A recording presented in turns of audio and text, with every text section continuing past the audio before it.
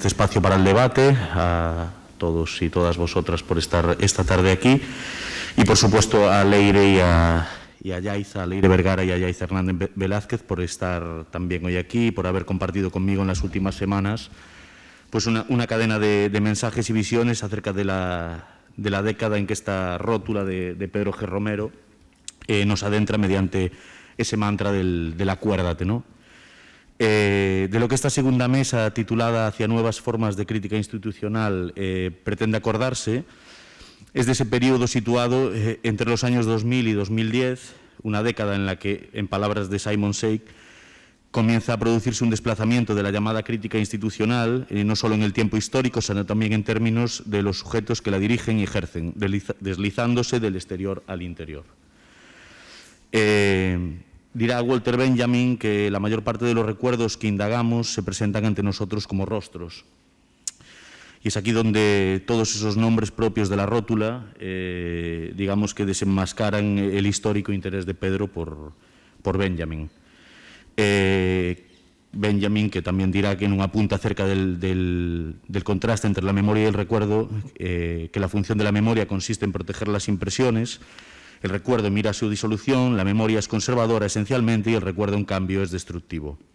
Ayer, mientras visualizaba, pues yo creo que por cuarta vez, esta rótula, a Juan Loriente repitiendo atropellado estas palabras de Pedro G. Romero, enfundado en una de esas camisas que son ya tan reconocibles, descubrí otra cita en cuya profundidad todavía no había reparado. Y cito, como dice Isidoro Valcárcel Medina, lo que importa no es lo que apuntas, sino lo que queda. Y acuérdate, añade Pedro, que quedan más los gestos y los adverbios que las sentencias y los sustantivos. Me apresuré a compartirla en Instagram, en una de esas historias que duran simplemente 24 horas. Y esta mañana en el tren que me ha traído aquí a Sevilla, pues me quedé un poco con lo paradójico del asunto, ¿no? De compartir esa frase durante solo 24 horas cuando en realidad está hablando de lo contrario. Nada, simplemente quería dar unas notas como presentación de esta mesa. No me lío más y paso a presentaros a mis compañeras esta tarde. Yaiza Hernández Velázquez, disculpad que lea así sus currículums, pero bueno, básicamente para que nos entendamos y que sepamos con quién estamos sentados, ¿no?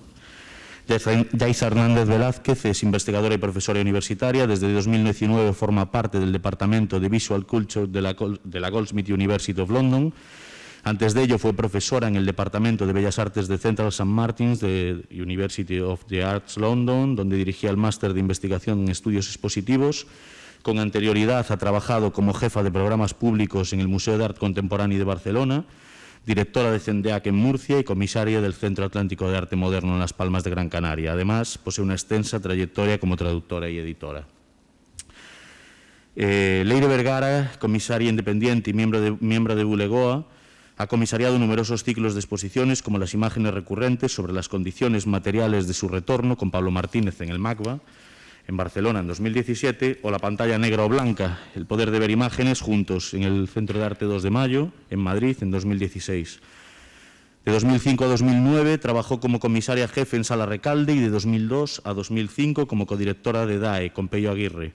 Ha publicado en revistas de arte, monográficos, catálogos y libros de artista. Es doctora en Visual Cultures de la conocimiento, bueno, Curatorial Knowledge de Goldsmiths y...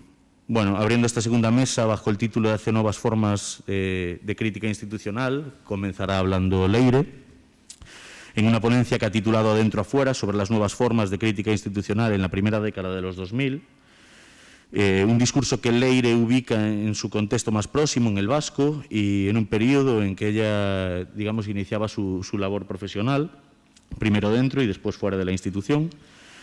Su aportación se va a ir acompañando de una serie de trabajos artísticos ubicables en esa categoría de nuevas formas de crítica institucional a la que se refiere el título y que servirán un poco de hilo conductor de esta ponencia. Y en el caso de la segunda invitada, de Yaiza Hernández Velázquez, pues plantearé a continuación un discurso más generalista, no escrito en un contexto tan concreto, para hablar, según sus propias palabras, de cuáles fueron los logros y puntos ciegos del nuevo institucionalismo, para después tratar de responder a una pregunta más reciente sobre qué puede entenderse por liberar la institución. Doy paso entonces a Leire para que ella comience. Bueno, estaba simplemente agradeciendo a BNV, a ONIA, Arte y Pensamiento por esta invitación. Es un honor contribuir, ¿no?, a arrojar algunas ideas sobre esta mirada retrospectiva sobre los años, la primera década de los 2000. Y sobre todo en relación a la dialéctica, al par de conceptos adentro y afuera, que es de donde he decidido situarme, porque el término afuera va a ser un término también como muy presente en el aparato conceptual de la obra de Pedro G. Romero, ¿no? Afueras y a veces afueritas también, ¿no? Como recuerdo que hablaba de ese término en Tratado de Paz, que es donde de alguna manera yo contribuí también junto con Alejandra Reira. Tengo que meterme. Voy a empezar mi ponencia mostrándoos un fragmento de un trabajo de Iñaki Garmendia de 1999 titulado Canala. No sé si se oye, es importante el sonido.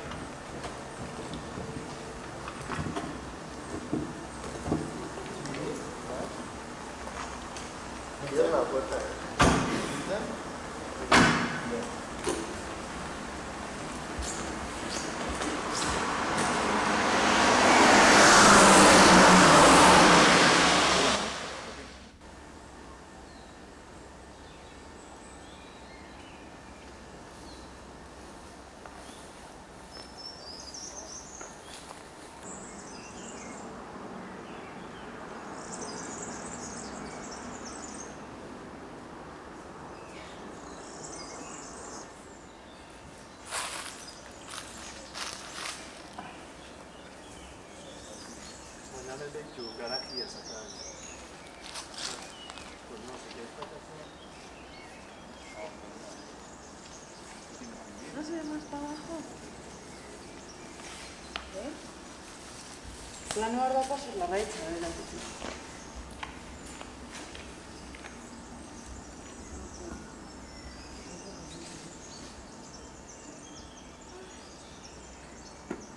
¿Aquí planas una cosa? ¿Vale? Más para abajo.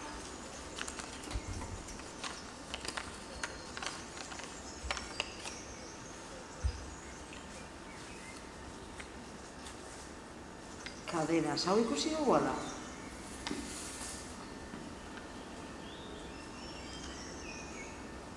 Berza verde, igual.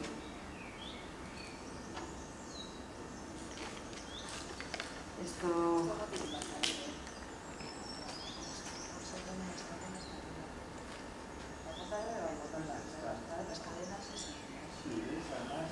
La puerta y aquí hacia abajo.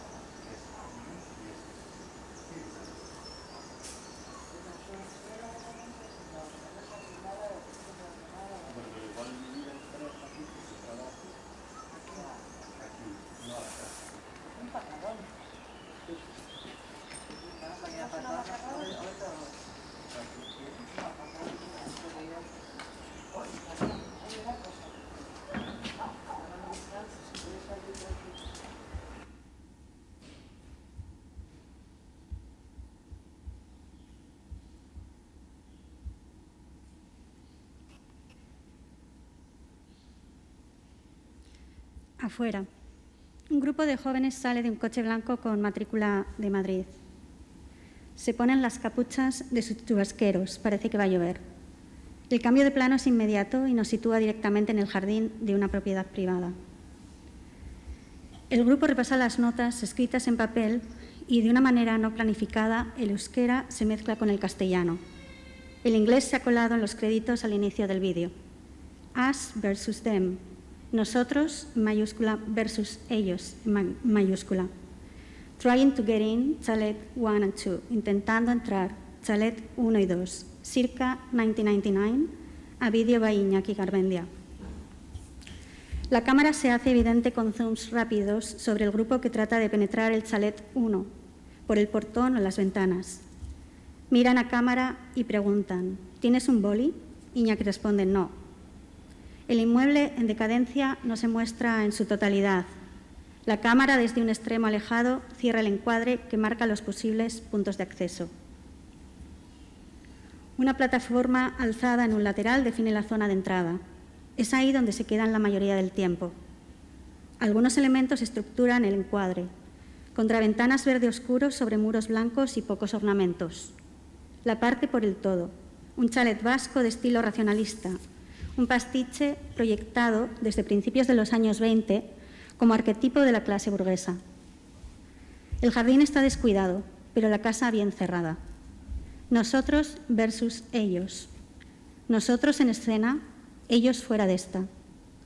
El tiempo transcurre en el área de entrada del chalet, a finales de los 90, en el umbral entre nosotros y ellos. Ante esto, un retrato doble. Sujeto y objeto forman parte en igual medida de la representación. Se sientan, fuman, conversan, olvidan por qué están ahí. El euskera y el castellano se vuelven murmullo y se mezclan con el sonido de la localización.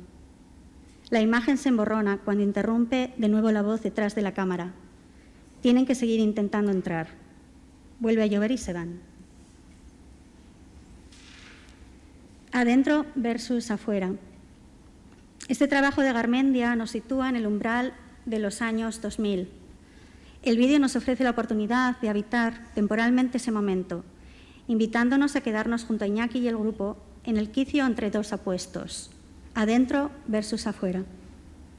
La cacofonía de la localización, una mezcla de murmullos en los dos idiomas, euskera y castellano, los ecos de los coches sobre el asfalto mojado y el sonido de la naturaleza, reviven la importancia de la posición que una ocupa ante cualquier fenómeno.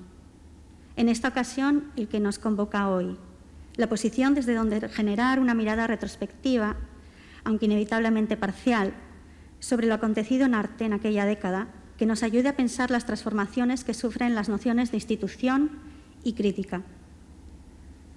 Todo ejercicio retrospectivo atiende, obviamente, a una cuestión temporal, pero implica también una reflexión espacial. En mi caso, he decidido contribuir a esta mesa desde un lugar concreto, Bilbao y sus alrededores, la ciudad donde nací y donde desde 2005 vivo y trabajo de manera continuada como comisaria. Como ha dicho Ángel, entre el 2005 y el 2009, dentro de la institución, en la Sala Recalde, del 2010 al presente, fuera de ella, en Buleguas, en Baquibarik. A partir de una serie de obras y gestos críticos llevados a cabo en este contexto específico y en una temporalidad concreta, la primera década de los 2000, me gustaría repasar algunas de las urgencias que se daban de manera simultánea a los acontecimientos y que trataron en diversos grados de recoger, confrontar o generar resistencia y oposición crítica y que todavía hoy nos pueden servir para pensar nuestras formas de enfrentarnos al presente. La dialéctica que plantea el vídeo de Iñaki entre el afuera y el adentro frente a una propiedad privada nos puede ayudar ahora a acercarnos a los debates que se dieron aquellos años sobre estos opuestos en relación a la crisis de la crítica frente al nuevo concepto de institución que se estrena con el denominado Efecto Bilbao, producido por el recién inaugurado Museo Guggenheim Bilbao, el primer museo global. Esta crisis va a ser en realidad una crisis sistémica que afectará a todas las áreas y elementos relacionados con la institución arte, tambaleando cuestiones cruciales relacionadas con los límites que la definen. La economía de los opuestos, afuera, adentro, público-privado, abierto, cerrado, rígido, flexible, colectivo, individuo, local, global, salta por los aires. Ya nada significa lo que significó antes. Todo debe ser reevaluado. Lo cierto es que los cambios estructurales van a ir acompañados de una prolífica producción crítica inmediata. Son numerosos los debates, textos, artículos, discusiones, encuentros, producciones artísticas y exposiciones que a nivel local, nacional e internacional va a generar la irrupción de este nuevo modelo institucional. Todos ellos tratarán de aprender lo que está teniendo lugar delante de nuestros ojos. La crítica en este periodo puede incluso verse hoy en día como una documentación de los procesos de cambio, un aparato de documentación que corre en paralelo a las transformaciones, tratando de al menos registrar los cambios sistémicos, ya que detener el proceso es imposible.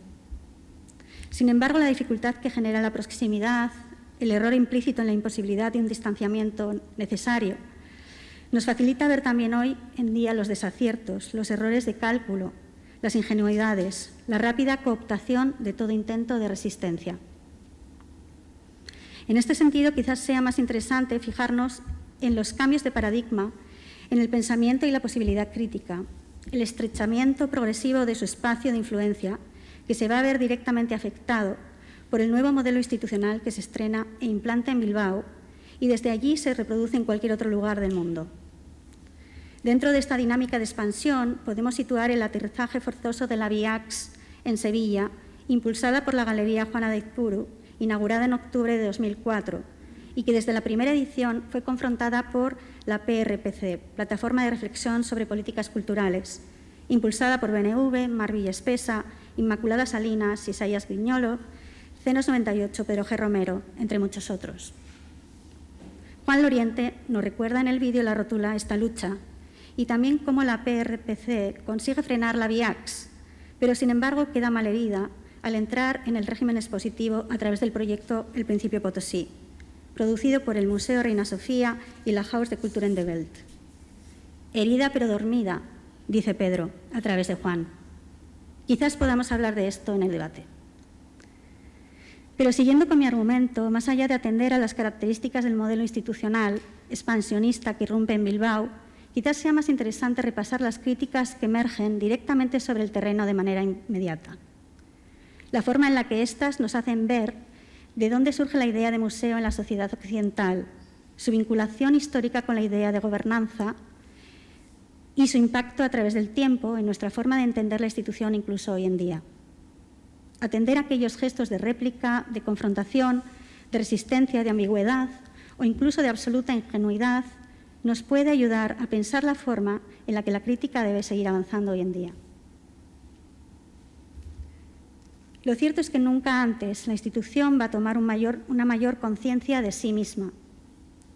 Frente al nuevo modelo producto de la economía del entretenimiento, frente a su inmediata reproducción y propagación como receta de éxito para reconvertir economías en declive, o si cabe, inventar nuevas economías de la nada, el museo, tal y como se había concebido en la modernidad, la institución artística va a necesitar pensarse de nuevo para poder frenar esta tendencia y crear alternativas. Sin embargo, no debemos olvidar que el éxito del Guggenheim Bilbao y el impacto negativo que genera tanto en el modelo de institución artística como en la posibilidad crítica es producto también de una crisis estructural. En el caso concreto de la Fundación Guggenheim, relacionada con la grave crisis financiera en la que se verá sumida desde 1988, cuando Thomas Messer abandona su cargo de dirección y es sustituido por Thomas Krenz.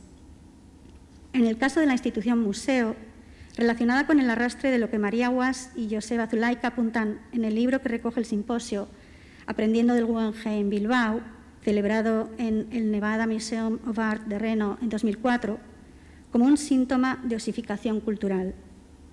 Síntoma que responde al progresivo desprestigio del museo como institución artística, que todavía se seguiría sintiendo a finales de la década de los 90 y que hundía sus raíces en diversas tendencias y dinámicas de oposición.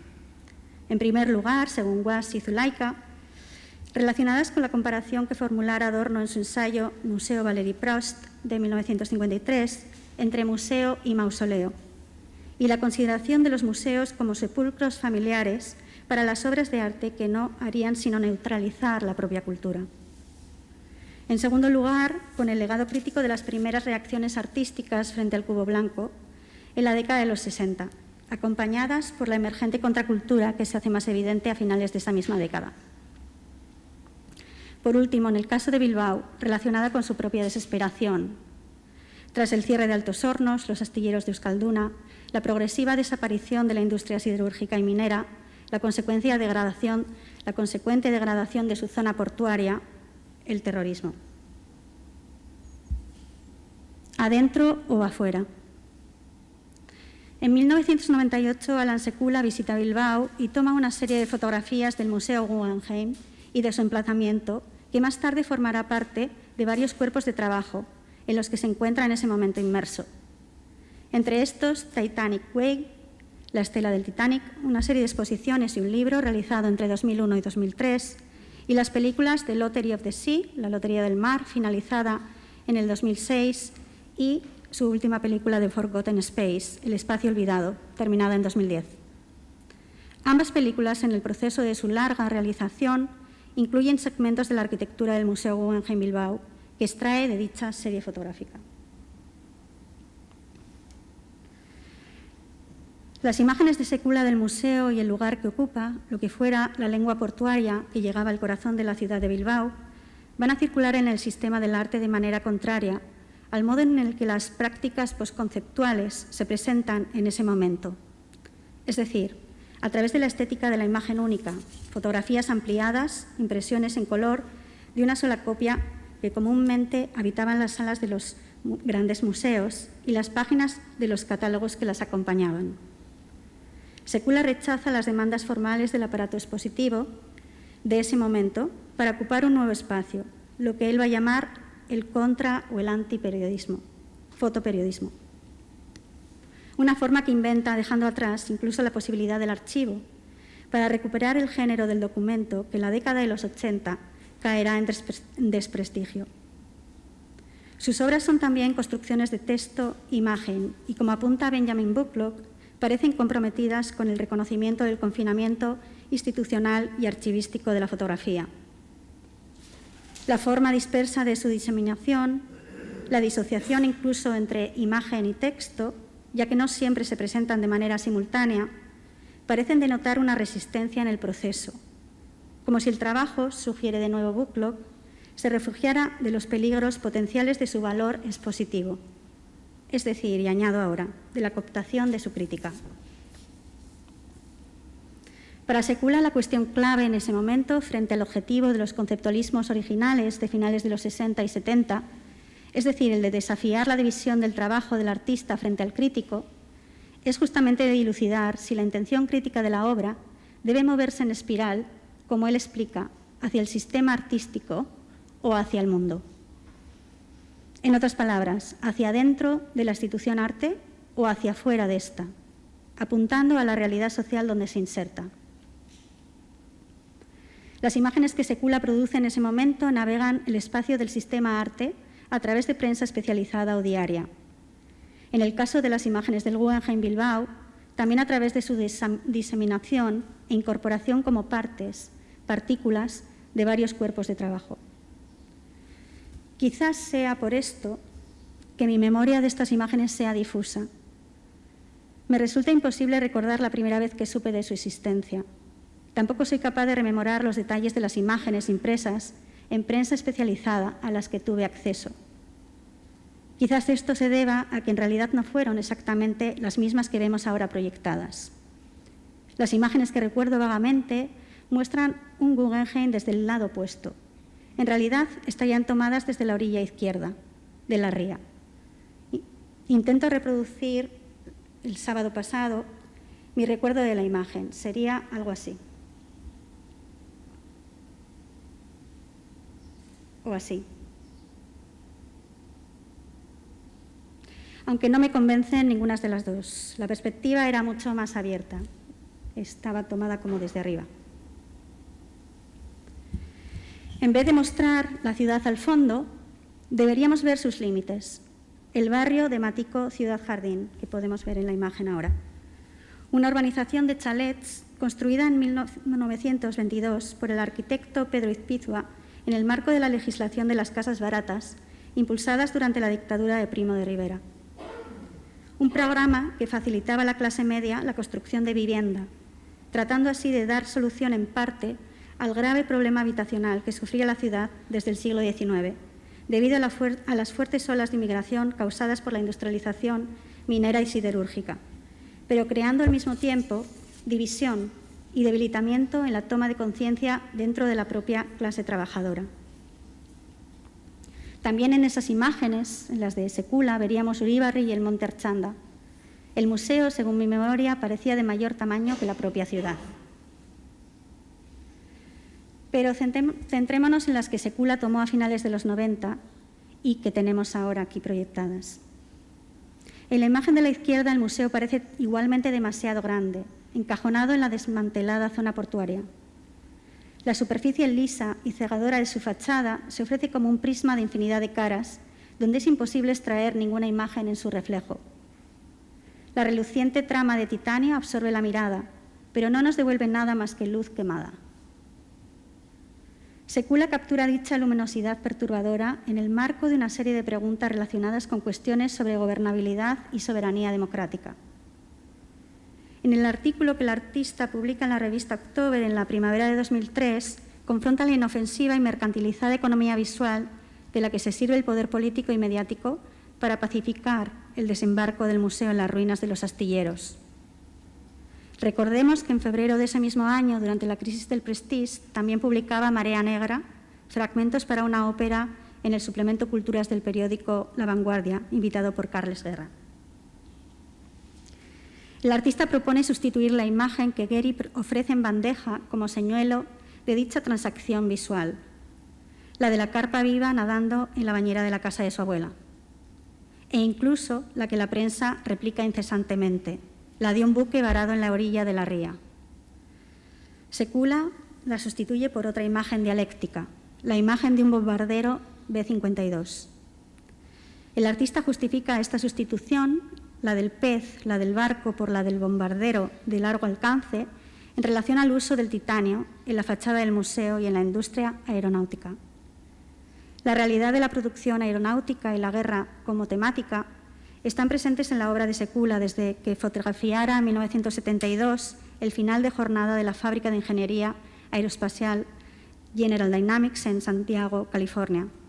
También en el cuerpo de trabajo Work Without Bodies, realizado entre 1991 y 1996, alrededor de una explosión sucedida en la Marina norteamericana en 1989 durante un ejercicio de prácticas militares en el Atlántico. El museo no es un pez ni un barco, es un arma de guerra. Pero ¿dónde está el conflicto si la guerra ha terminado? Esa misma zona, entre 1984 y 1988, había sido el escenario de la lucha de Euskalduna, símbolo de la crisis industrial del País Vasco. La imagen de la derecha en el díptico desvela la implicación del artista con una investigación lenta y de largo alcance temporal en torno al mar como aquel espacio olvidado de la modernidad.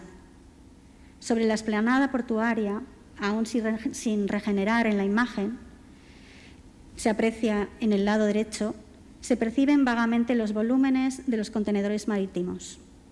Sobre ella descansan, haciendo visible, como apunta el propio Secula, el sistema global de la logística de los cargamentos y las mitologías del neoliberalismo y el libre comercio. Poco después de que estas imágenes fueran tomadas, los contenedores desaparecerían de ese lugar, dando paso a la escenificación completa del proyecto de reconversión urbana de la zona. Adentro y afuera. En el artículo From the Critique of Institutions to an Institution of Critique, de la crítica de las instituciones a la institución de la crítica, publicado en Art Forum en septiembre de 2005, Andrea Fraser recoge el debate en torno a una posible desactivación de la crítica institucional que se inicia con las prácticas postestudio de los años 70 y que culmina con una progresiva presencia de dichas prácticas en los grandes museos en esos mismos años. Parte de la preocupación tiene que ver con la posible cancelación de la fuera de la institución, debido a la neutralización de la crítica original de estas prácticas en el momento en el que entran a formar parte de la colección de un museo. Fraser recoge este sentir de la siguiente manera, y le cito: «Hoy en día se dice ya no hay un exterior. Entonces, ¿cómo podemos imaginar y mucho menos llevar a cabo una crítica de las instituciones artísticas cuando el museo y el mercado se han convertido en un aparato de cosificación cultural que lo abarca todo? Ahora, cuando más la necesitamos, la crítica institucional está muerta, víctima de su éxito o fracaso, engullida por la institución a la que se enfrentaba». Este artículo de Fraser responde a la presentación de una gran instalación de Daniel Buren en el Museo Guggenheim, artista que en 1971, junto a Hans Haacke, había sido censurada por el propio museo.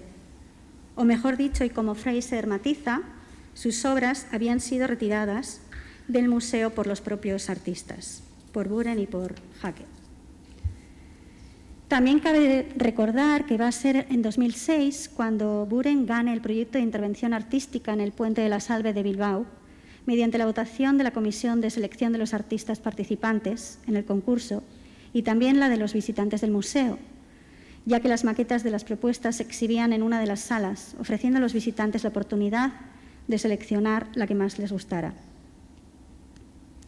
El tránsito de lo que en ese momento se lee como un movimiento de afuera a adentro de la institución por parte de las prácticas relacionadas con la denominada crítica institucional desatará también numerosos debates inmediatos. En el ensayo, Fraser señala otros artículos publicados en ese mismo número de Artforum. También se publica un número especial de Tests für Kunst y se celebran varios simposios en Estados Unidos, bajo esa misma preocupación. En el contexto español, este debate global llega a través de varios textos traducidos al castellano en la web del proyecto EIPCP, European Institute for Progressive Cultural Policies, iniciado por Gerald Raunin, Stefan Novotny, Brigitte Mennel, entre otros. La ola expansiva sobre la cuestión del rol de la crítica institucional y su impacto sobre el nuevo modelo de institución seguirá presente durante toda la década. La crítica institucional ha alcanzado el estatus histórico. Ahora puede ser museizada. Ante esta realidad, Andrea Fraser reacciona siendo crítica con la manera en la que se opta por cancelar la potencialidad crítica del arte. Y le cito: uno encuentra una cierta nostalgia de la crítica institucional como un artefacto ya anacrónico de una época anterior al megamuseo corporativo y el mercado global del arte 24/7. Una época en la que los artistas todavía podían adoptar una posición crítica contra la institución o fuera de ella. El argumento que prevalece en estos contextos de reflexión gira en torno a la supuesta cancelación del exterior de la institución. El mensaje de que ya no existe una afuera domina los debates y por ello propone una revisión del origen del propio término del género de la crítica institucional, en el que se ve implicada personalmente Fraser al emplearlo de forma escrita por primera vez en el artículo In and Out of Place en Art in America en 1985, cuando el artista relaciona el trabajo de Louis Lawler con los artistas de las prácticas postestudio, como Michael Asser, Marcel Brotars, Daniel Buren y Hans Haacke, todos ellos, y también Lawler, como escribe Fraser, comprometidos con la crítica institucional. Y aquí es cuando lo acuña por primera vez de forma escrita, en 1985. Sin embargo, ya en ese momento, Fraser hace una distinción proponiendo una diferencia entre Lawler y el resto de artistas mencionados. Para Fraser, ellos trabajan situando el poder institucional en relación a un lugar, un edificio centralizado, por ejemplo, el museo.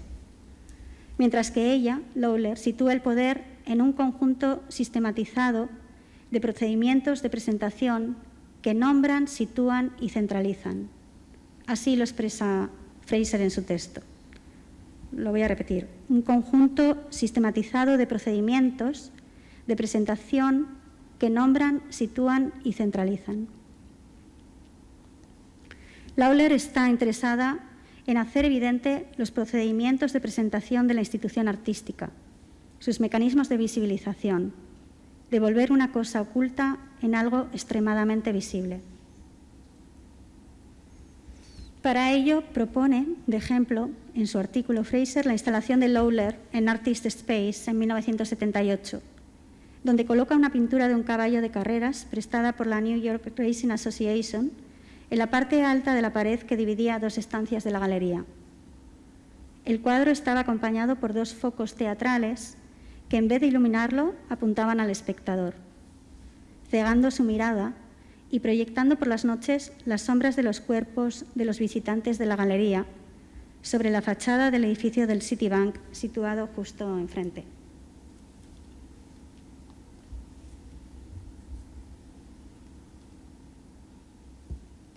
Ni adentro ni afuera. En el vídeo de Little Frank and His Carp de Andrea Fraser, producido por Consoni en 2001, vemos al artista en la posición del visitante del museo Guggenheim Bilbao, después de haber entrado al interior, cegada por la luminosidad perturbadora de la fachada de titanio del edificio. Su cuerpo se adentra en el atrio, performeando como una buena visitante obediente, conducida por las instrucciones que recibe a través de la audioguía. La retórica de la seducción del museo le invita a olvidarse del sentido de la vista para zambullirse en un sentir táctil que arrebata sus actos y le lleva a fusionarse con el edificio en una coreografía masturbatoria. La cuestión ya no es el adentro ni el afuera. Fraser produce este trabajo con la convicción de que nuestros cuerpos se vuelven ahora el campo de batalla para la crítica. La institución nos ha penetrado y ahora formamos y forma parte de nosotros. Frente a las instituciones disciplinarias modernas analizadas por Foucault y sobre las que Douglas Cream en On the Museum Ruins de 1980 reclamaba incluir también al museo y la disciplina de la historia del arte, Fraser coloca el foco de luz, como hiciera Lawler, sobre los cuerpos de los espectadores. El público de los museos, como las obras de arte, es también ahora el que ha terminado siendo neutralizado por las nuevas condiciones de vigilancia de la sociedad de control de Deleuze. El público de los museos, de la economía, del entretenimiento, procura una nueva forma de ciudadanía basada, como señala Maurizio Lazzarato, en el ensamblaje del deseo frente a los montajes del poder. Frente a la producción de una ciudadanía voluntariamente autorregulada, los megamuseos también contribuyen a la configuración de una nueva disciplina social basada en la economía de la libertad, de la autorrealización, dirigida a la producción de nuestro crecimiento como individuos, al crecimiento del individualismo. La institución del arte ha sido interiorizada, encarnada. Ahora, como sugiere Fraser, debemos preguntarnos, y le cito, ¿qué tipo de institución somos? ¿Qué tipo de valores institucionalizamos? ¿Qué formas de prácticas recompensamos y a qué tipo de recompensa aspiramos? En esta nueva realidad surge la necesidad de pensar el rol del museo en la sociedad y su consecuente impacto en las diversas esferas que la conforman. La institución artística ya no será evaluada como un espacio al margen de otras esferas, sino como apunta al artista, como un campo social en sí mismo, vinculado sin discontinuidad con el resto de instituciones. Ante la actual absorción de la crítica institucional por parte de la institución artística, Simon Sheikh, al calor del debate de aquellos años, añade, y le cito, la crítica institucionalizada se convierte en un mecanismo de control dentro de los nuevos modos de gubernamentalidad, precisamente a través del propio acto de interiorización.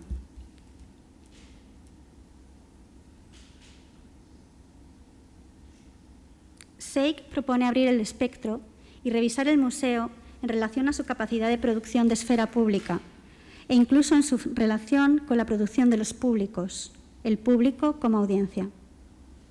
Frente a la idea de Habermas de concebir la esfera pública como una entidad totalizadora de ideología burguesa derivada del museo moderno, Sheikh reclama la idea de Oskar Necht y Alexander Kluge de una esfera pública fragmentada, compuesta por infinidad de realidades, conectada en ocasiones, desconectada en otras, contradictoria, agónica, en desacuerdo.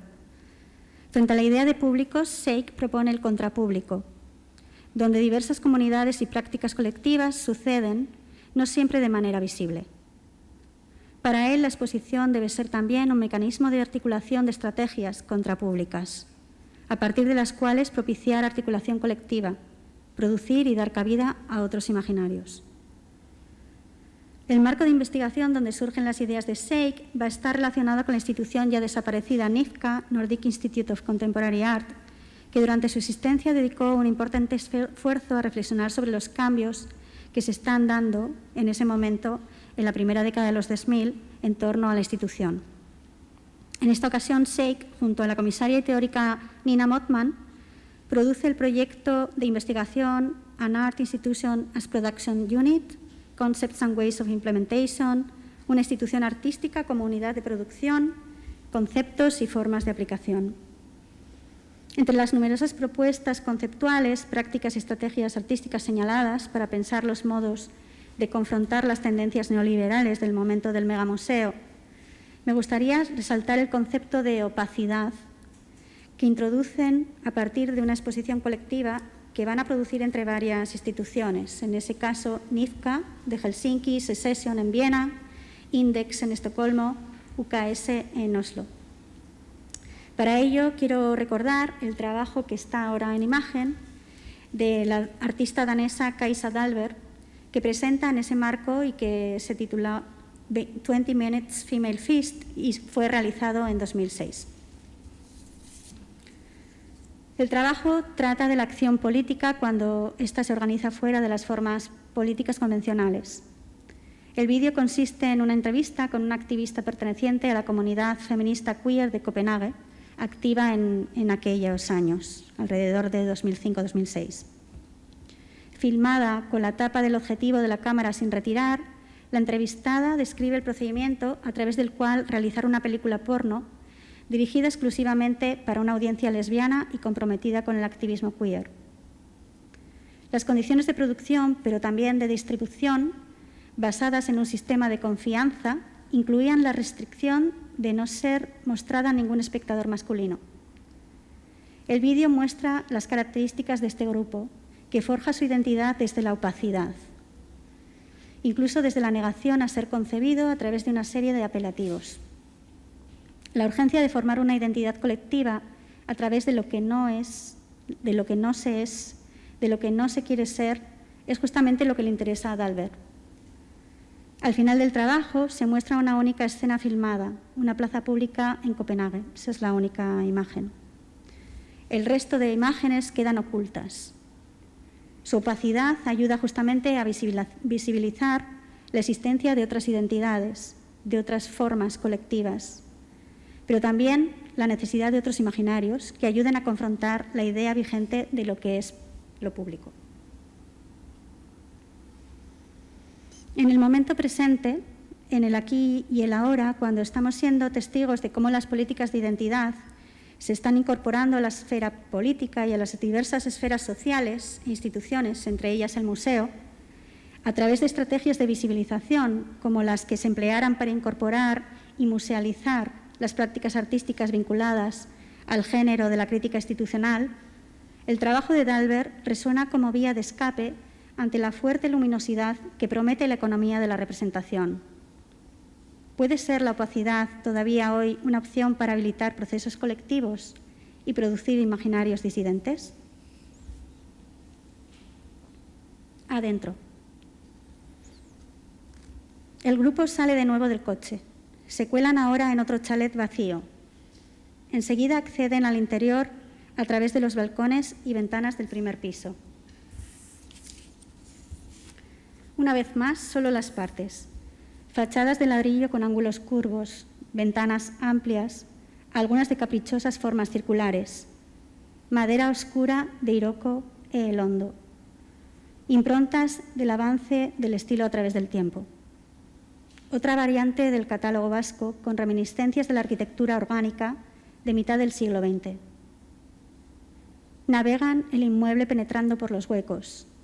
La escena en plano fijo discurre como una composición entre las decisiones e intereses de cada cual. El chalet 2 pudo haberse construido a finales de los 60, principios de los 70. Ahora permanece abandonado, pero está en perfecto estado. Quizás ellos hayan huido a otro lugar más seguro. Una vez dentro, en una de las estancias repasan juntos las notas. La presencia de Iñaki en la imagen hace evidente que la acción pertenece a una estructura planificada, pero aún así no conseguimos delimitarla claramente. Caminan en círculos, como no podía ser de otra manera, como si atravesaran el espacio sobre un skate en cámara lenta. Cruzan la sala corriendo. El ruido es ensordecedor. Ellos no pueden oírles. Gracias.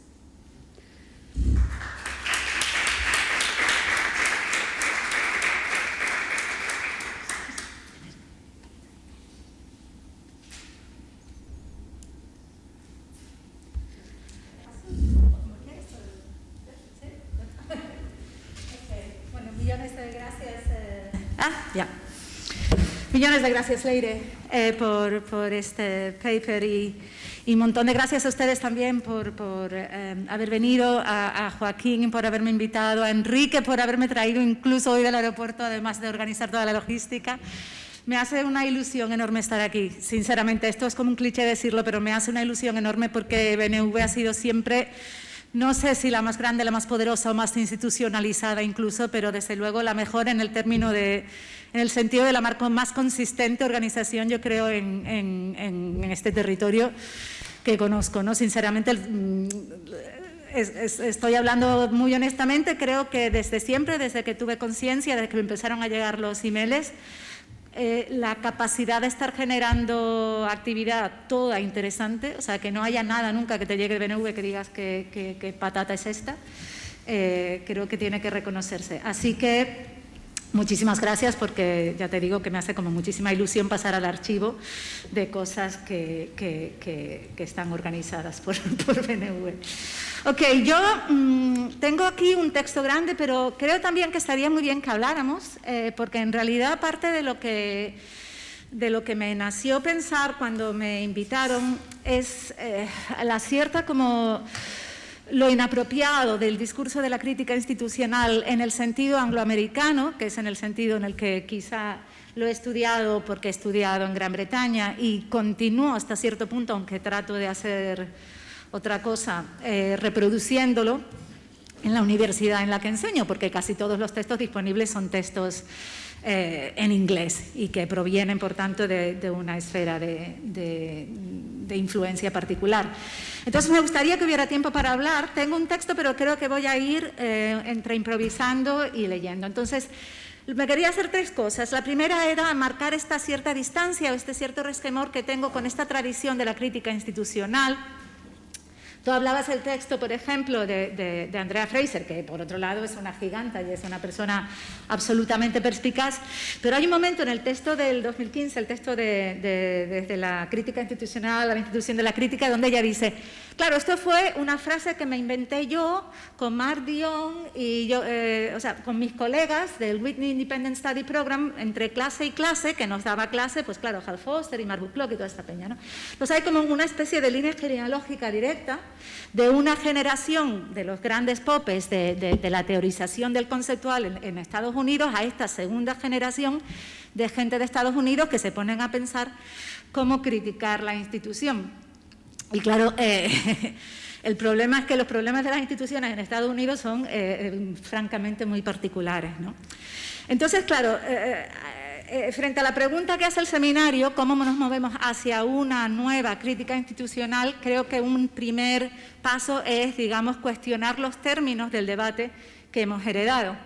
Sí es cierto que hay como una necesidad de esa nueva crítica porque hay una crisis, ¿no? O sea, yo creo que hay una crisis que así, aunque suene un poco grandilocuente, o sea, hay una crisis económica, ecológica, epistémica, de autoridad en lo que venimos llamando una institución artística, ¿vale? Con lo cual, parecería que necesitábamos pensar, como toda crisis demanda, un nuevo modelo crítico dentro del cual hacerle frente. Pero no creo que podamos, digamos, tirar de lo que hemos heredado. La mayoría de lo que tenemos viene, como acabo de decir, de unas geografías muy particulares y además que han disfrutado de instituciones muy sólidas y muy establecidas, ¿no? Es decir, el privilegio de pensar que tienes unas instituciones que están ahí también te permite este ejercicio más o menos constante, más o menos performativo, más o menos impostado, de estar todo el tiempo, digamos, yendo contra la institución. Pero claro, esto no es un privilegio que tenga la mayoría del mundo. En la mayoría del mundo ni siquiera hay una institución artística. Yo creo que también un ejercicio de desnaturalizar la institución artística, que hasta es del otro día, ¿no? O sea, hasta el museo, que parecería lo más establecido, lo más venerable, es literalmente del otro día. Además, es un invento realmente rompedor y radical y absurdo, ¿no? O sea, la necesidad social de que existan los museos está muy lejos de ser evidente.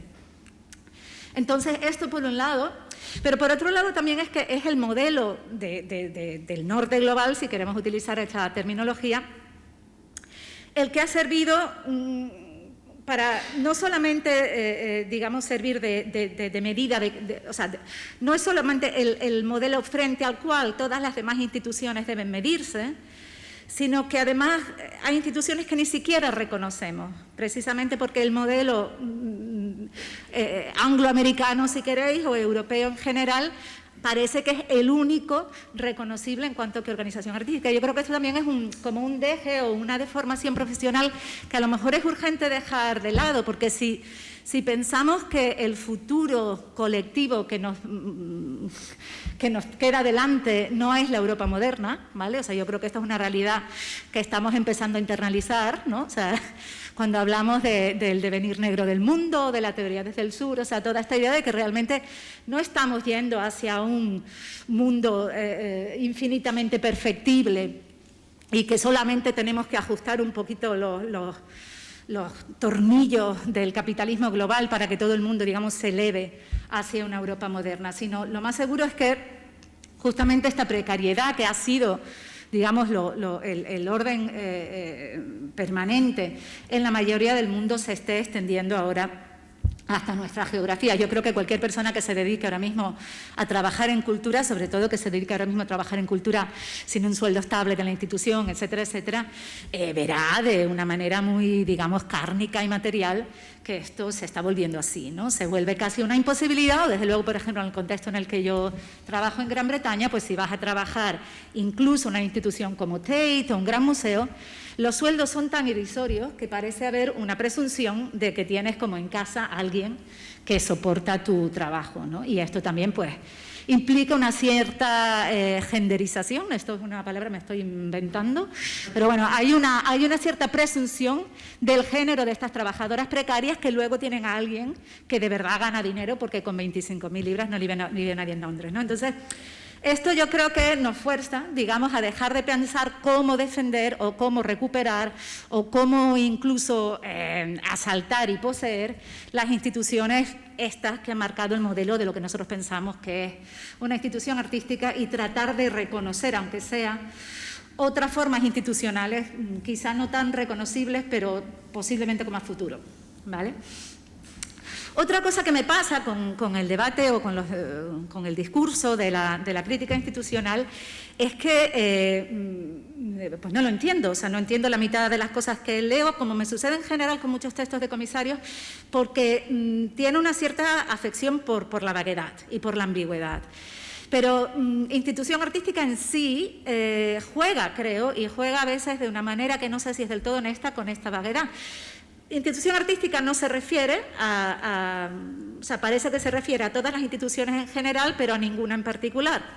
Y nos fuerza, por tanto, a un nivel de abstracción que no solo oculta esta especificidad de Europa y de Norteamérica que ya he nombrado, sino que se desliza además por contextos muy diferenciados. Es decir, no hay nada más marciano que una persona en España en el año 2000, como nosotras recordamos, citando a Douglas Crimp o a, yo qué sé, o ACT UP, o sea, hablando de la crítica institucional de Norteamérica, que era un sistema básicamente regido por patrones y millonarios, para tratar de identificar los problemas de las instituciones artísticas españolas que no tenían absolutamente nada que ver. Entonces, realmente era como, o sea, lo que se nos exigía a nivel de abstracción llegaba a alucinar, ¿no? A alucinar que teníamos delante algo que se pareciera al Guggenheim o al MoMA, cuando teníamos a un viceconsejero imbécil que había montado un museo porque había que construir, ¿no? Y era un problema marcadamente diferente. Pero además también pasa, o sea, esta idea de la institución arte también pasa por encima de tipologías que tienen trayectorias marcadamente diferentes y unas normas más o menos estables, ¿no? Desde bienales, museos, kunsthalles, galerías, espacios autogestionados, espacios de artistas, estudios abiertos, es decir, o sea, ese término de crítica institucional o este término institución artística, creo que lo que facilita justamente es una pérdida de materialidad y creo que esto no es del todo inocente, ¿no? O sea, te fuerza a distanciarte de lo material y a pensar en una institución abstracta que pareciera no tuviera, digamos, que vérselas con la miseria de lo concreto. encima de todo esto también patina entre dos significados diferentes. La idea de instituciones como organizaciones formales, a menudo ligadas al Estado, el museo, la universidad, la policía, etcétera, etcétera. Y una idea de institución que se refiere a un tipo más genérico de formación social, ¿no? Como cuando decimos la institución del matrimonio. O, efectivamente, la institución del arte, o como he dicho aquí, el sistema arte, ¿no? Entonces, mientras que las teorías institucionales del arte de corte filosófico como Danto, etcétera, etcétera, y el análisis sociológico de los públicos de museos de los 60 y 70, ¿no? Bourdieu, Maggio, etcétera, contribuyeron a afianzar esta idea de que el arte debía de ser entendida como una institución, o un campo, o un sistema, que hacía alusión a esta segunda de las acepciones, ¿no? O sea, la institución arte como la institución del arte, la institución del matrimonio. Fue realmente, creo, solo con la llegada del término retrospectivo, crítica institucional, que Leire ya ha apuntado muy bien, o sea, como a mitad de los 80 se da, o sea, se habla de crítica institucional, pero para hablar de prácticas que ya venían sucediendo de antes, ¿no? En el que el término institución artística se vuelve habitual para referirse a las instituciones artísticas en la primera de esas acepciones, ¿no? O sea, museo, Pero claro, la institución artística no es museo, no es galería, no es Kunsthalle, es institución artística. Entonces hay algo, ya te digo, como de que pareciera que alguien, que obviamente no fue así, pero pareciera que alguien puso todas las piezas en la mesa para mantener el mayor grado de abstracción posible en un debate que debía de ser de naturaleza política. Entonces, esto siempre digamos que tiene un cierto problema y además incluso un cierto peligro.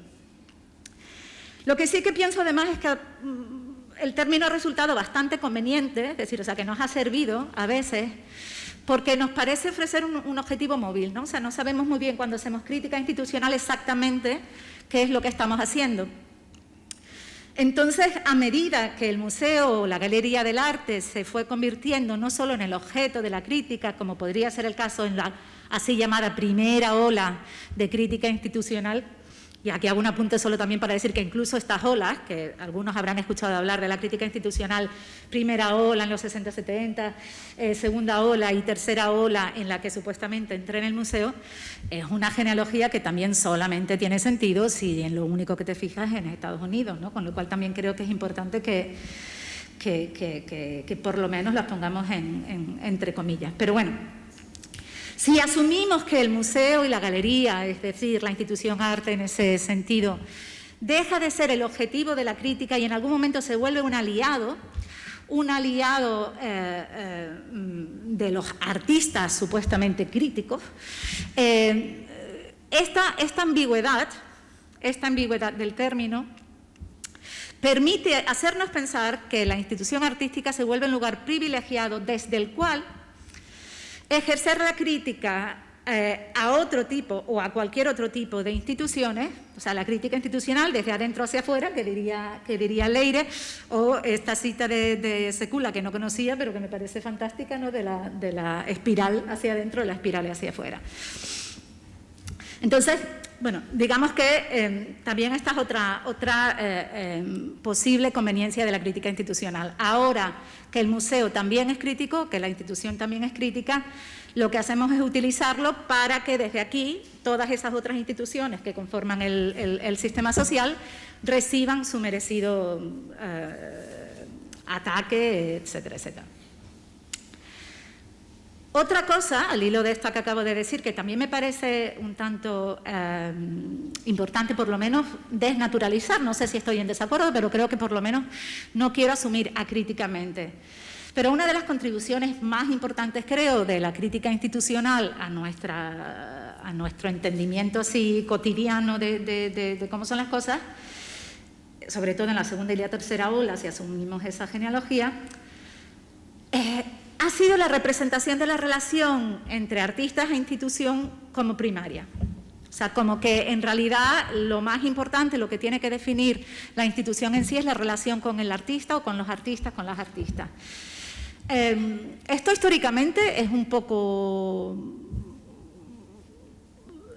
arbitrario, por decirlo así, ¿no? O sea, si pensamos, por ejemplo, en el Altes Museo en Berlín o incluso lo que sucede en el Louvre, o sea, lo que tenemos con la fundación de los museos icónicos europeos en su momento, digamos, inicial, es la abolición de la academia, es decir, o sea, esto deja de ser un espacio para que los artistas vengan aquí, trabajen y copien cuadros y estén por aquí haciendo sus cosas, y esto ahora se convierte en un sitio donde básicamente hacemos rituales civilizatorios y la gente entra por aquí para demostrar que son sujetos, digamos, con todas sus facultades en su sitio. Pero bueno, digamos que entendamos que esa relación entre los artistas y la institución puede ser reivindicada o recuperada como primaria, pero luego esto viene también unido a otra asunción o otra creencia que yo creo que sí que es excesivamente acrítica y bastante contraintuitiva, que es la idea de que las artistas son las más capacitadas para interrogar críticamente la institución del arte, ¿vale? Porque claro, ahí la idea ya no es solamente que estás criticando, estás interrogando la institución del arte qua museo, qua galería, sino el sistema arte, ¿vale? O sea, si hablamos de esta dualidad. Y bueno, por definición, las artistas están íntimamente imbricadas en ello, ¿no? O sea, la perspectiva crítica mínima, si queremos que esta sea necesaria para llevar a cabo esa tarea, yo creo que está ausente, ¿no? Sin embargo, la idea de que las instituciones artísticas se han vuelto más críticas a medida que han hecho frente a las demandas de las artistas se ha convertido en una especie de doxa crítico.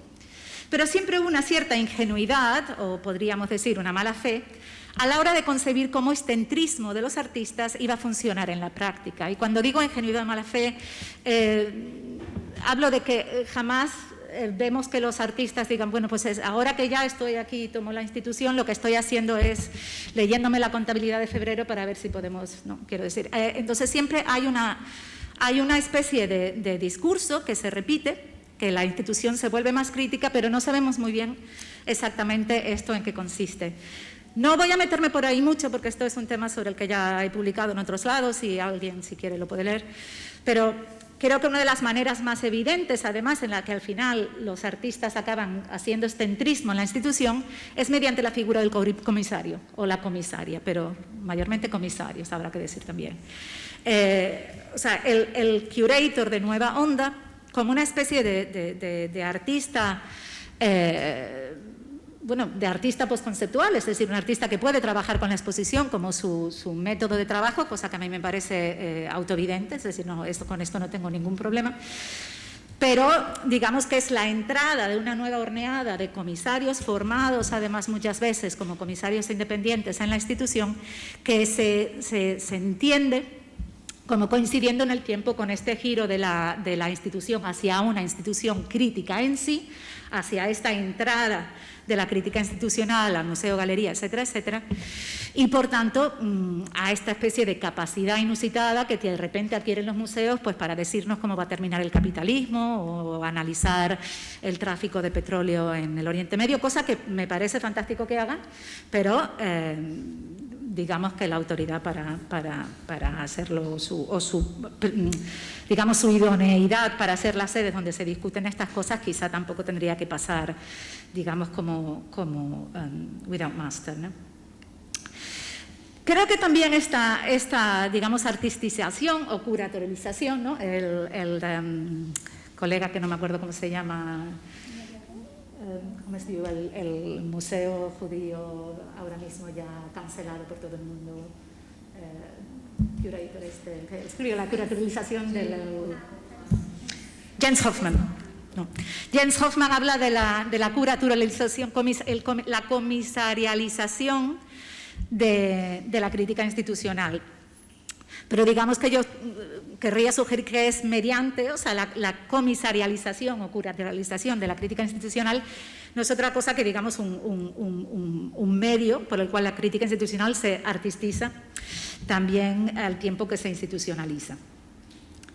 Pero esto tiene además el efecto de concentrar la atención, pero además la atención, digamos, de la dirección del museo, ¿no? O sea, no la atención externa, no la atención de la crítica, sino la atención de lo que viene de repente a ser la dirección del museo, en áreas de la institución con la que las artistas trabajaban más a menudo: la exposición, la colección, el archivo, el área de entrada, la tienda a lo mejor. Pero a costa de otras que permanecen mucho más opacas para los observadores casuales, ¿no? la administración, el mantenimiento, la limpieza, etcétera, etcétera. O sea, todas estas cosas que a veces nos olvidamos, pero no hace tanto tiempo, ¿vale? Y en este sentido yo, por ejemplo, creo que es importante, bueno, que ilumina pensar también la relación con la institución universidad. Pues hasta hace poco los gerentes y los profesores eran un poco indiferenciables, ¿no? O sea, había un cuerpo gerencial que era un profesor que durante 3 o 4 años era rector y después volvía otra vez a dar clases, etcétera, etcétera. En el sistema educativo en el que yo trabajo, ahora ya tenemos toda una clase que nos supera, de hecho, en números, en sueldo y en todo, de managers que llevan la universidad y nosotros nos limitamos a dar clase. En los museos esto era así también hasta el otro día, o sea, el director de museo pues sería, no sé, un historiador del arte, un artista, lo que fuera, que a su vez hacía marketing, porque tampoco se hacía tanto marketing, y alguien llevaba la contabilidad, etcétera, etcétera, pero no había estas dos divisiones que ya ahora mismo resultaría como prácticamente imposible pensar que hubiera un director que también se ocupara de leer las páginas Excel o de hacer el marketing o de hacer todo esto. Pero lo que me gustaría sugerir es que toda esta área de trabajo, que en el fondo es la que oculta el mayor poder, es hasta cierto punto una concesión que se le da a la clase gerencial, en parte como producto de esta entrada de la curatorialización en la institución, que no se preocupa de estas cosas porque tiene cosas mucho más importantes de las que preocuparse, como acabar con el capitalismo. Bueno, entonces, a pesar, o incluso porque los artistas se vuelven colaboradores críticos, que presumiblemente ganan un acceso sin precedentes a lo que sería, digamos, la trastienda de la institución, estas cuestiones, la financiación, el sponsorship, la estructura de pago, cuestiones que además habían sido, digamos, objetivos recurrentes de esa primera onda de la crítica institucional, en las terceras y desde luego en lo que me voy a centrar en este paper, que es el nuevo institucionalismo, se pasan por alto o se le dejan a activistas que vengan desde fuera y llamen la atención sobre ello. Y esto también es así con mucha del trabajo reproductivo rutinario sobre el que dependen las instituciones. Y esto es, creo, en parte lo que ha dado lugar a respuestas feministas que, de manera más recientes, han insistido en la importancia, como sabemos muchas de las primeras artistas de crítica institucional también insistieron, del mantenimiento, la pedagogía o el cuidado, ¿no? Digo todo esto porque también otra de las cosas que sucede con esta entrada del comisariado en la institución, del comisariado supuestamente crítico en la institución, es que empezamos a hablar de unos personajes, unos nombres propios, que son más grandes que el museo en sí, y que justifican de manera implícita una verticalidad en la organización, no solamente en la toma de decisiones, es decir, esto, por ejemplo, en España es muy sonado, ¿no? O sea, pues llega un nuevo director al museo, entonces hay que echar a todo el equipo anterior y lo primero que tiene que hacer es anunciar una visión para el museo antes de conocer a nadie, saber cómo se llama a la persona que se sienta a su lado, etcétera, etcétera. Y entonces, evidentemente, lo que se naturaliza es una estructura de trabajo donde la persona que limpia el baño no importa absolutamente nada, la que ¿no? reparte los folletos mucho menos, etcétera, etcétera. Pero bueno, lo que me refiero es que todo esto se hace en el nombre de una supuesta crítica institucional. Finalmente, esta manera de entender la institución como algo que se dirige hacia las necesidades de los artistas también podía servir para oscurecer otros intereses que la institución ya estaba de facto sirviendo, es decir, para que mientras enunciamos que la institución sirve para los artistas, pues a lo mejor pasamos por alto que la institución está sirviendo a otras cosas. Y para dejar de lado el papel de otros actores que a lo mejor también demandaban que el museo o la institución trabajara para ellos, sus empleados, los trabajadores externalizados, los usuarios, el público, los patronos, los políticos, los sponsors, etcétera, etcétera, ¿no? O sea que, digamos, pueden dejar de recibir esta atención. Y finalmente hay otra cosa que creo que, digamos, colorea de una manera muy particular el debate de la crítica institucional al que tenemos acceso, o sea, lo que ha quedado registrado, lo que está publicado, porque una peculiaridad muy importante de este debate es que han sido las propias instituciones artísticas europeas y mayormente en el momento de la supuesta nuevo institucionalismo las que normalizaron por primera vez la idea de que ellas podían invertir sus fondos y sus esfuerzos para producir discusiones sobre ellas mismas, ¿vale? O sea, que esto es otra cosa que también damos por sentada, pero que es un tanto atípica, ¿vale? O sea, que en ningún otro lado, ¿no? Yo qué sé, yo si quiero sentarme con mis compañeros de universidad y hablar de pedagogía, por lo general lo hacemos entre nosotros, pero no se nos ocurre que nadie del barrio vaya a entrar a escucharnos hablar a nosotros de cómo mejor dar clase, porque asumimos que a nadie le interesa. Pero hay una cosa muy curiosa con el discurso de la crítica institucional, es que de repente, ¿no?, pues tenemos departamentos de programas públicos que además son producto también de esta época, y ahora mismo hablaré de ellos también, que hablan de estas cuestiones como cuestiones de interés general, ¿no? O sea, todos estos seminarios que tú ya mencionaste, etcétera, etcétera, no son seminarios profesionales, no son encuentros de museólogos, etcétera, etcétera, son encuentros donde todo el mundo supuestamente puede venir a hablar sobre la institución. Y claro, dicho así suena muy bien, porque parece que es que todo el mundo allí tenía algo que decir, o sea, que todas las voces iban a influir, lo mismo que incluso podía tener un carácter de asamblea colectiva donde decidimos el futuro del museo. Pero yo creo que hay que ser un tanto escéptico respecto a las posibilidades de que eso sucediera, o sea, las posibilidades que existieron nunca de que eso fuera realmente así. Pero lo que sí sucede es que este tipo de encuentros pues están a medio camino entre eso, pues la conferencia profesional, el simposio académico y el evento autopromocional. Entonces, una de las cosas que yo sí que creo también, que veo mucho en la literatura sobre todo el nuevo institucionalismo, que es la que he estado más revisando para esto, es que es un grado de autocelebración que no nos ha hecho ningún bien. Es decir, es que nadie hizo un proyecto en los 2000 que fuera una patata. Todo el mundo estaba haciendo cosas maravillosas que generaban múltiples minorías y esferas públicas agónicas, etcétera, etcétera, pero nadie jamás te decía, pues no vino nadie, o fue un poco aburrido, o estaba todo mal organizado, o pues yo qué sé, las cosas que sabemos que suceden en los museos todo el rato, ¿no? Entonces, claro, hay como un registro también que ha quedado de esta era, que como, digamos, documentos de estudio no son muy útiles, ¿vale? O sea, yo creo que hay una necesidad, y ahí yo sí que creo, o sea, esto lo digo, todo lo demás lo digo un poco en broma y un poco en serio, pero esto lo digo totalmente en serio, sí que hay una necesidad de revisar mucho más archivos, de hablar, o sea, de tener muchas más historias orales, de recoger mucho más testimonio y de volvernos a hacer una idea de todo esto que no se base en los simposios que publicaban los mismos digamos, personajes que protagonizaron estos años, ¿no? Entre otras cosas porque también necesitamos justamente salir de estos modelos institucionales que solo nos dejan ver no solamente ya lo que pasa en el norte, sino solamente lo que pasa en los centros. Es decir, es que tampoco las provincias existen, ¿no? Yo qué sé, o sea, yo viniendo de Canarias pues tienes una idea muy clara que un modelo MACBA o un modelo Reina Sofía no te sirve para absolutamente nada. Entonces es importante, por esto digo, tomarse todo este material como mínimo sospechoso, ¿no? Sí es cierto que ahora, a medida que las instituciones artísticas han pasado de la fase expansionista que vimos de los 2000 a la austeridad crónica en la que estamos ya hoy, se ha perdido gran parte de lo que estaba en juego en estas discusiones y de lo que estaba en juego, digamos, en un sentido vulgar y material, ¿vale?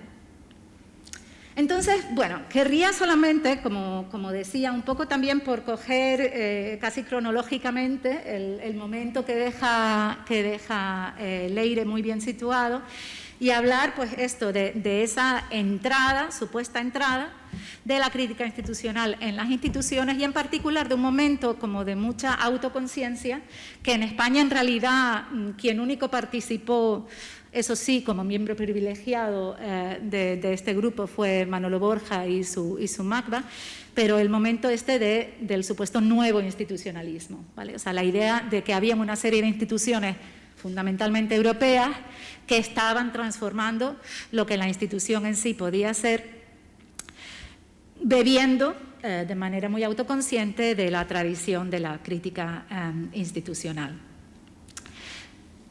Creo que es importante también, o sea, y aquí también porque yo soy así como muy boluda, pero es importante señalar que nada de lo que diga, digamos, es una cosa demoledora. O sea, yo creo mucho en el trabajo transgeneracional y en que las cosas, sobre todo las cosas complicadas, se resuelven en 200 o 300 años. Entonces, me parece muy importante reconocer que este momento fue importante, fue desde luego muy formativo para mí. Lo único que sí que creo que la demanda de buscar una nueva crítica institucional, que es la que plantea este seminario, demanda también que veamos sus limitaciones, ¿vale? Bien. Este momento, el momento del nuevo institucionalismo, trata de imaginar la institución como una plataforma abierta donde todos los problemas del mundo, digamos los problemas de la sociedad en general, encontraran un lugar donde poder discutirse, donde poder representarse, donde poder someterse a escrutinio público. Que, por otro lado, es una especie como de cosa más concreta y actualizada de las promesas que el propio Louvre hacía alrededor de 1800. Es decir, o sea, el Museo Europeo Moderno en su sentido público siempre finge, o por lo menos alega, que esa es una de sus funciones.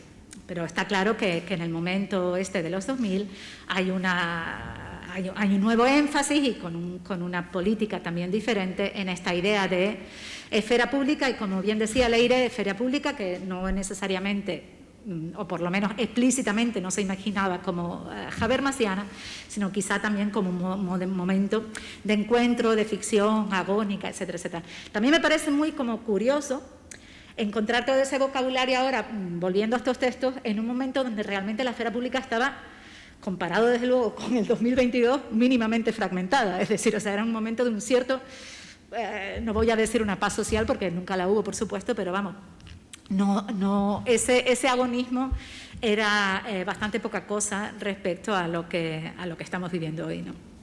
Charles Séché, que fue compañero mío muchos años y es ahora director del Van Abbe Museum, hablaba de estas nuevas instituciones, de estos nuevos modelos institucionales como instituciones permisivas o hospitalarias, ¿no? O sea, instituciones que invitaban a todo el mundo.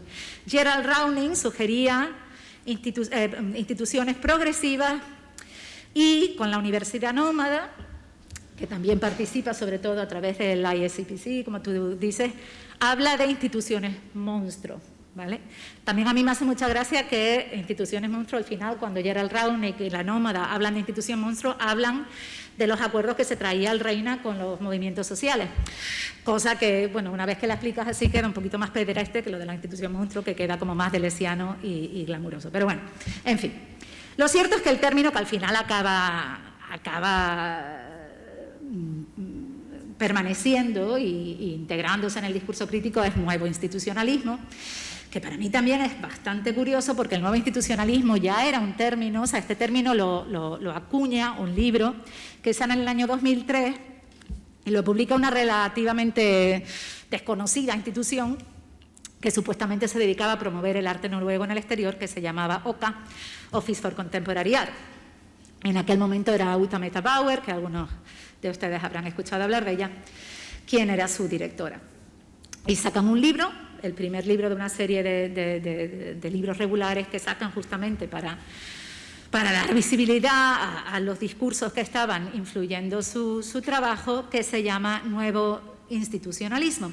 Lo que pasa es que, a pesar de esa intención programática que este ismo parecería sugerir, el libro tampoco se esfuerza mucho por definir qué es lo que significa nuevo institucionalismo. Y en lugar de ello, se estructura en base a una serie de estudios de caso, ¿no? O sea, tal institución, la otra, que parecían simplemente ejemplificarlo, ¿no? Y la primera de ellas, quizá no nos deba sorprender, era OCA en sí misma. Lo que pasa es que a mí sí que me parece interesante lo que Uta Meta-Bauer dice para definir a OCA en relación a este nuevo institucionalismo, porque creo que al final es muy revelador respecto a lo que llegó a ser todo el movimiento en sí, si lo podemos llamar un movimiento, ¿no? Uta Meta-Bauer lo describe como un moverse sea, tratar de alejarse de ese modelo de importación-exportación que cualquier agencia de promoción del arte nacional tiene. Y lo que anuncia es que la organización adoptaría una forma de trabajar que pondría el discurso primero. El discurso primero. ¿Vale? Entonces, esta primacía del discurso funcionaría de dos formas diferentes. Por un lado, estoy ahora citando a Uta Meta-Bauer en traducción, da dirección a nuestros proyectos en general, permitiendo enfocarnos en el arte y los artistas, los trabajadores culturales y los teóricos, que parecen estar dispuestos a meterse o a trabajar con debates políticos, sociales y culturales emergentes, ¿no? O sea, el discurso era un poco lo que te permitía identificar a tus aliados. Entonces, si ponías el discurso primero, a partir de ese discurso ya sabías quiénes estaban, digamos, contigo en el discurso. Y en segundo lugar, nos permite desarrollar formatos relacionales en el que nuestras conferencias, debates, seminarios, screenings y publicaciones contribuyan a su vez a generar esos discursos. Un modelo, digamos, de esfera pública bastante tradicional, pero interesante desde el punto de vista de las artes visuales, ¿vale? Porque aquí lo que sí que estamos viendo, o sea, creo que sí que hay algo que es relativamente novel o por lo menos históricamente específico en esta primacía del discurso para una institución de artes visuales, ¿no? Discurso, Bauer lo define como un debate transdisciplinar y abierto sobre desarrollos sociales y políticos que tengan algo que ver con el campo de la cultura y la estética. Pero claro, desarrollos sociales y políticos pues siempre van a tener algo que ver con el campo de la cultura y la estética. Y yo creo que esto es algo que básicamente podemos refrasear como teoría. ¿Vale? Cualquier teoría serviría en principio para relacionarse con campos de la cultura y de la estética. Jonas Ekeberg, que es el editor de este libro, trata de situar todavía un poquito más la visión de Bauer dentro de un paisaje institucional que él describe como sigue.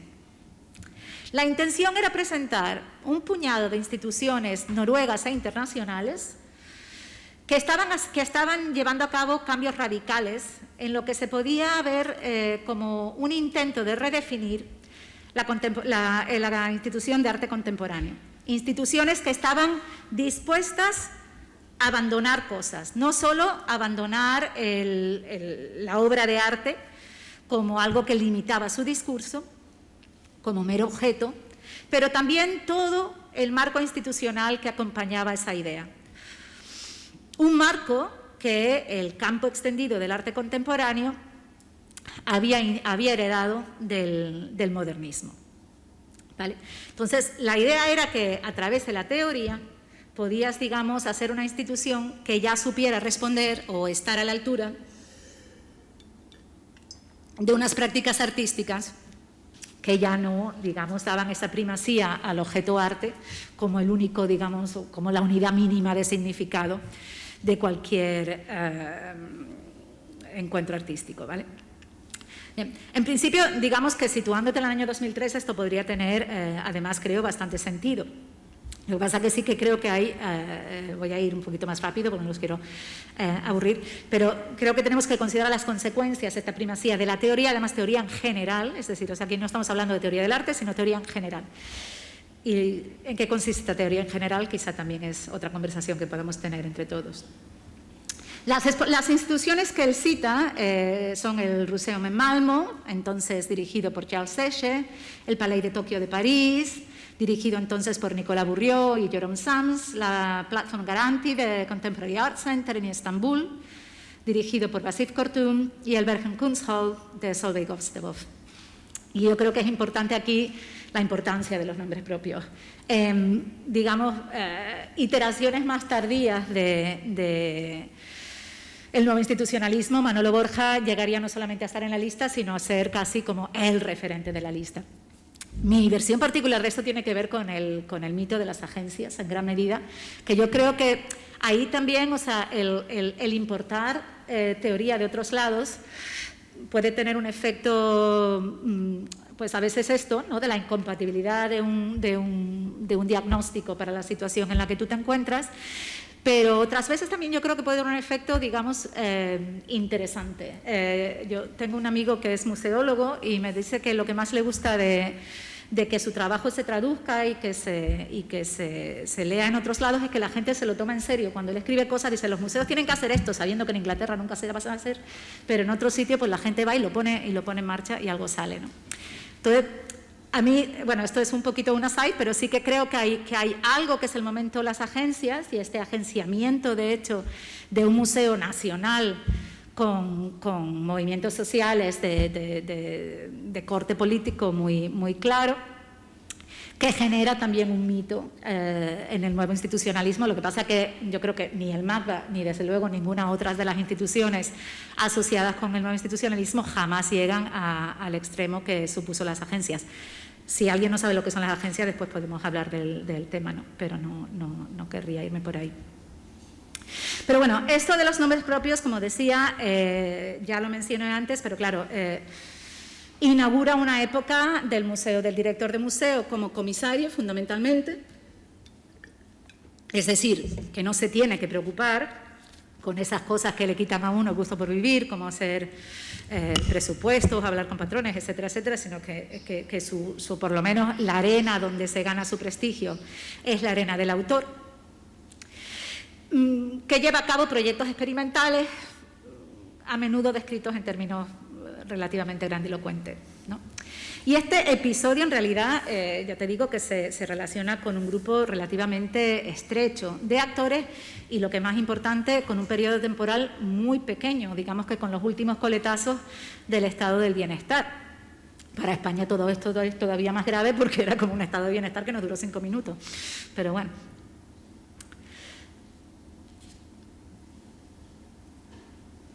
Voy a saltarme un poquito de todo esto porque tengo ganas de que dejemos de hablar y hablemos. Y no tengo muy claro cuánto tiempo llevo hablando. Ángel, no sé si... Son las 7:20. Bien. Pues hasta las 8 el tiempo que nos quede será Vale. para terminar esto y para abrir. Bueno, voy a saltarme cositas. Bien.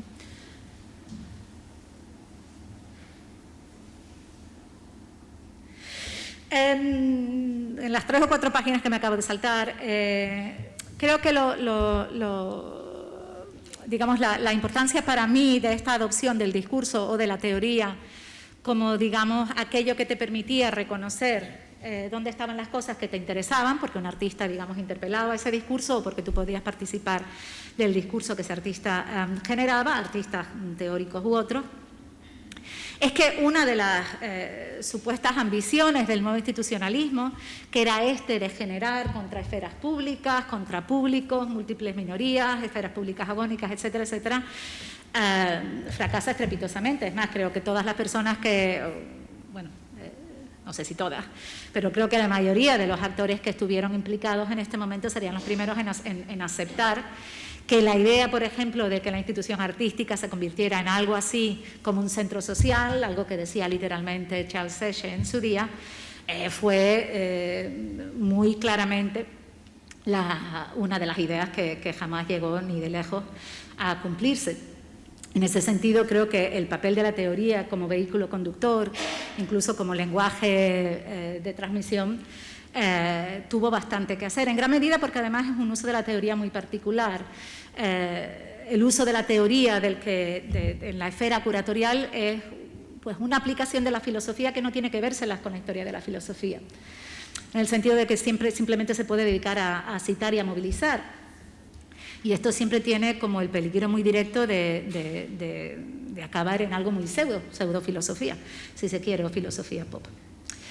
Otra de las cosas que se prometía también era el final de la hegemonía de la exposición, ¿vale? O sea, y en este sentido también creo que en el momento tenía su razón de ser. Había una práctica artística que ya podía ser cualquier cosa y lo que fuera, no necesariamente un objeto y no necesariamente susceptible de ser expuesto. Entonces hay una gran, digamos, movilización de intenciones respecto a cómo las estructuras museísticas institucionales se iban a transformar para que no todo se fuera a la exposición. la introducción de los programas públicos, y creo que ahí, por ejemplo, uno de los mayores logros de Manolo Borja en el MACBA fue su idea, que no sé si siempre funcionó, desde luego para cuando yo ya estaba allá ya se había abortado, pero por lo menos creo que funcionó durante el tiempo en el que Jorge estuvo a cargo de los programas públicos, de decir, los programas públicos no son para contarle a la gente de qué van las exposiciones, sino son como esta rama de investigación de desarrollo del museo en sí, ¿no? O sea, una especie de buque que tira del resto de la institución, porque las instituciones en sí son críticas, investigan y necesitan hacer discurso, ¿no? O sea, dentro de esa lógica tenía mucho sentido ese papel de los programas públicos. Lo que pasa es que en la práctica, en realidad, la hegemonía de la exposición, la hegemonía de la colección, se ven solamente un poquito amenazadas, ¿no? Digamos que en términos, por ejemplo, presupuestarios, nunca hay un cambio significativo que pudiera, digamos, transformar estructuras de una manera más radical, con lo cual lo que sí que hay es una muchísimo mayor visibilización de esta producción de discurso, y en ocasiones, aunque no siempre, una posibilidad de que ese discurso a su vez, digamos, generara mensaje institucional. Voy a pasarme a otras cosas, por favor no se vayan, que ya acabo. Finalmente, bueno, y mira, lo voy a dejar ahí porque iba a hablar también de esta idea de liberar la institución, que es otro debate un poquito más reciente, pero igual no tiene tanto que ver para nosotros. Una de las cosas que a mí se me parece como muy elocuente es que para cuando en el año 2003 se publica New Institutionalism, este libro del nuevo institucionalismo, el nuevo institucionalismo ya era una teoría que funcionaba en los estudios de organización, es decir, o sea, dentro de lo que se llama el New Public Management, la nueva gestión pública, esta idea que goza de tanta popularidad en la época, sobre todo con las administraciones locales, de hacer una mezcla de lo público y lo privado, o sea, de meter la financiación privada en las infraestructuras públicas. New Institutionalism, el nuevo institucionalismo, tenía una conceptualización enorme. De hecho, es todo un campo de estudio, hay gente que da clase de nuevo institucionalismo. Eckerberg, el propio editor del libro, confesó en una entrevista varios años más tarde que él no había escuchado hablar de eso en su vida. Es decir, que sacó ese término del aire sin saber que tenía una vida ulterior.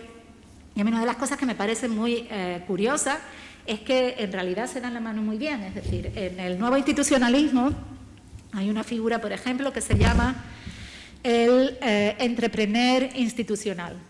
O sea, el nuevo institucionalismo es la idea de que las instituciones que se rigen por unas normas que se deben siempre, digamos, de mantener como una cierta estabilidad, porque en eso depende el buen funcionamiento de la institución, necesitan de creación destructiva que de vez en cuando las agiten y las flexibilicen. Y esto dentro de un orden de New Public Management, evidentemente tenía una lectura, así que siendo muy crudos podíamos llamar neoliberal, pero bueno, que en aquella época realmente transforma muchísimas instituciones, sobre todo instituciones estatales.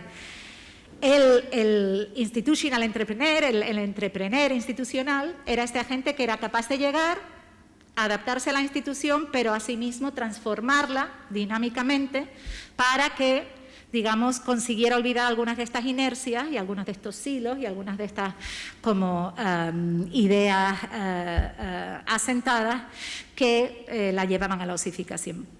Me parece interesante porque creo que justamente el rol del comisario que entra en el museo, la mayoría de las veces sin haber trabajado en un museo nunca, porque mucha de esta gente, esta generación, solamente había trabajado como comisario independiente, que entra en una institución que en aquel momento seguía siendo fundamentalmente socialdemócrata o de corte socialdemócrata, llena de funcionarios, etcétera, etcétera, es la de un emprendedor institucional, ¿no? Es el que llega y parece que todo sigue igual, pero en realidad lo está disparatando, lo está moviendo todo. Pero moviendo todo De tal manera que los cambios que tenemos es que ahora pues en marketing hay un jefe de marketing, hay un señor de contabilidad que lleva los números, porque tú de números no sabes, etcétera, etcétera. Es decir, lo que se genera es una institución que es nueva, pero es nueva de una manera que tiene mucho más que ver con el New Public Management que con cualquier reivindicación de la crítica institucional de los años 60, ¿no? Entonces, bueno, lo dejo ahí, si quieres podemos hablar de esto más tarde. Solamente por decir, dije al principio que quería hablar de qué queda por liberar, porque creo que es verdad que este momento ya ha perdido su legitimidad, en parte porque las instituciones, todas las instituciones que dan prestigio al nuevo institucionalismo, incluso aquellas otras instituciones más grandes a las que emigraron los protagonistas de ese momento, digamos que prometieron tanto que nunca llegaron a lo que prometían y eso se ha vuelto, digamos, patentemente evidente. Hay un artículo de una joven historiadora, Lucy Cope, que lo pone creo que muy bien, pero muy devastadoramente, ¿no? Dice, el nuevo institucionalismo incluyó una retórica de reforma que no se materializó en resultados concretos. Casi siempre parecía simplemente una cosificación de la disposición política. Es decir, que al final el nuevo institucionalismo, según ella, era fundamentalmente una manera de vender que tenías buenas intenciones políticas a pesar de lo que hicieras, ¿no? O sea, en el plano institucional o estructural, estas intenciones políticas se quedaban en eso, y la manera, digamos, institucional de que se queden en eso es dejarlo siempre en un simposio, una exposición o una publicación, pero cambiar bastante poco de lo que sucede por dentro. Bueno, con esto en mente, y ahora ya sí que acabo, me parece interesante que en una mucho más reciente ola de reivindicaciones que se marca a sí misma de manera autoconsciente y que de nuevo se marca fundamentalmente en el contexto angloamericano, pero que se marca como de heredera, si quieres, de la crítica institucional, se ha dejado de hablar de crítica institucional para hablar de liberar la institución. ¿Vale? Estoy hablando de gente como Decolonize This Place, NTLE Collective, Strike MoMA, no sé si alguien ha visto esta acción en el Strike MoMA, o sea, gente que en realidad está recuperando, yo creo que ahí también hay una cuestión de amnesia y recuperación generacional, algunas de las premisas de la primera crítica institucional, que es decir, pero ¿quién se sienta en el Board of Trustees del MoMA? Pero si este señor es vende armas a Israel y es complícito con Palestina y tal y no sé qué, ¿no? Entonces vamos a hablar de todo esto. Lo que me parece interesante es que lo que plantean es que ellos ya no quieren, digamos, hacer críticas, sino liberar. Y le hablan de liberar la institución de las estructuras opresivas a las que se ven sometidas. Para mí esta pregunta es como particularmente interesante porque otra parte de mi trabajo, de la que no voy a hablar ahora, tiene que ver con recuperar lo que Odalise Preziosi se llamó museologías de la liberación en Latinoamérica, que ahí estaban muy ligadas a momentos de liberación política. Estamos hablando de los primeros 70, ¿no? de liberación nacional, de descolonización. Y estas últimas reivindicaciones, sobre todo en Estados Unidos, pero también en Gran Bretaña, que se entienden a sí mismas como descolonizantes, tienen bastante como poca conciencia, yo diría ninguna, de todas estas corrientes, ¿no? que son corrientes contra el museo, es decir, no es simplemente pensamiento decolonial, es pensamiento decolonial orientado hacia el museo. Para mí la referencia más clara es la Mesa Redonda de Santiago de Chile, de 1972, que es un poco organizado por Paulo Freire, pero que tiene una vida ulterior bastante rica. De la pregunta lo que me intriga es, ¿qué queda de la institución si le quitas esas estructuras opresivas a las que están sujetas? O sea, ¿qué es lo que queda por liberar? Y esto me parece como muy interesante, además me parece como una pregunta que solo se puede hacer en Estados Unidos o en Nueva York, para ser más concretos, ¿no? O sea, vamos a liberar el MoMA, porque el MoMA está sujeto a estructuras opresivas. Y tú dices, ¿pero qué es el MoMA? ¿No? Aparte de sus estructuras opresivas. En fin. Entonces, bueno, no sé, lo dejo ahí, pero supongo que esto me llevaría de vuelta a lo que decía al principio, que no sé si se trata tanto de volver a ese mismo molde de institución y tratar de corregirlo de alguna manera, como de abandonar eso como el único molde reconocible de lo que es una institución artística y tratar de construir historias en otros lados, que en el lenguaje que utilizaba Pedro el otro día, no, que solamente hace una hora, se podría llamar una crítica instituyente, pero bueno, quizá no es mi lenguaje favorito. En fin, lo dejo ahí, me callo y ojalá podamos hablar entre todos.